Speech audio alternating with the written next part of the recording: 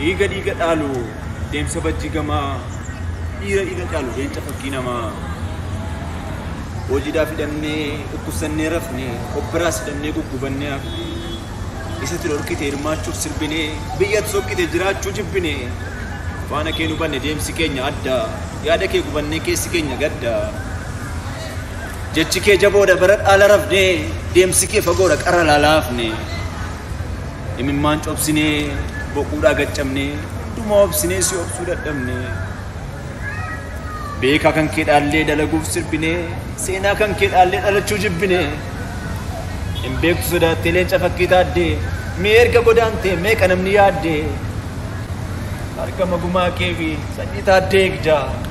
hangafa mucaa kee wabii yaaddee beektaa yaabdee haftee laata liiftii deemsa bakkee yaaddee dhabdee laata giiftii milkii kan kee nyaata sirgaaf keekii nyaachoo dhaabdeetta haadha ilmaan keetii faantuu yaaddeetta faana kee hundattuu haqa taaddee eegda haadha kee guddattuu takkaa yaaddee beektaa argaa kee murteessaa isa dhabe barrii abbaa kee hundeessaa yaadaa jirtaa tarii nyaattee raftaa laata hin beeknu jiruu kee yaaddee dhabdaa laata obbolaa turuu kee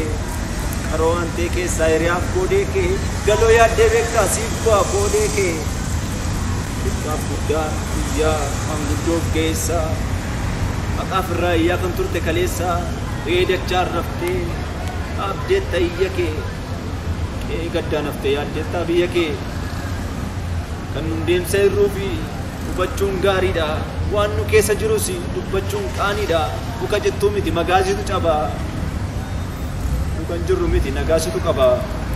saba keef dhaabdeetta nutu guyyaa rafee ati nu baafatte nutu gubaa nafee bishaan doonii miti ofiisaaf si nyaata gootni foonii miti hojiidhaan jiraata siifa gootu waaqni boolla keetti daadhi sin rakkisii nyaanni jannataan badhaadhi ajeedhaaf waloo saaris beekamu sagaleen Toomaas Affaamu Toomaa